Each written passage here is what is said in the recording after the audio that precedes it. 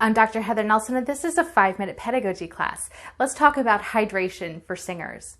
You may have heard the cliche, pee pale, sing clear, meaning if you are adequately hydrated so that your urine is a clear enough color, it's going to benefit your singing. And yeah, that's generally true.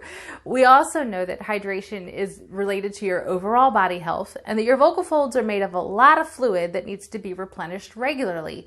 But did you know that your level of hydration also directly influences how your vocal folds interact with one another? And let me explain. When your vocal folds come together to sing or speak, they vibrate depending on the note that you're singing or speaking, and that can be hundreds of times per second. It's a lot of motion. And in vocal health circles, we tend to be pretty concerned with the force of the impact, how hard the vocal folds come together. Basically, we don't want them like slamming into each other too often. That can happen when you're coughing, when you're clearing your throat, if you're screaming, or if there's too much tension in the mechanism. We generally want the force to be adequate so that they're coming together cleanly, but gentle enough that it's not too much. But something that we don't talk about enough is how the vocal folds also separate. And when the vocal folds separate, there can be friction. And that's, again, where hydration comes in. So our vocal folds are mostly hydrated systemically. It comes from inside, from the water we drink or the water that comes from the food that we eat.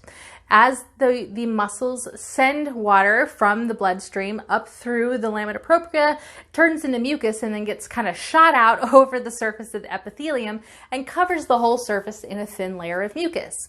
If we're adequately hydrated, that mucus will be good and thin and slippery, and that's what we want. When the vocal folds separate, we want them to basically be slipping and sliding over one another so that they don't create a lot of friction when they separate. If we're dehydrated, that thin layer of mucus can be thicker and thus stickier, and that can make it harder for the vocal folds to separate, and that creates more friction. This isn't a perfect analogy, but go with me here. Let's say you put a slip and slide in your backyard and for whatever reason you decide to cover it with maple syrup. You might get a couple of slides in before it starts to get just too sticky and there's just no way that you're gonna get good sliding motion on top of that tarp. But if you start to thin it out with water, over time it'll start to get easier and easier and easier to slip and slide over that surface. Of course, if you were to just use water from the beginning, it'd be nice the whole time. That's kind of how our vocal folds are working. We want the surface to be slippy and slidey so that there's not a lot of friction as the vocal folds separate, and that can keep the tissue happier. That stickier mucus can contribute to wear and tear of the tissue over time, which we generally want to avoid. So I hope that that helps you understand a little more about why hydration is so important for singers and inspires you to stay hydrated. Pee pale, sing clear. Thanks for watching.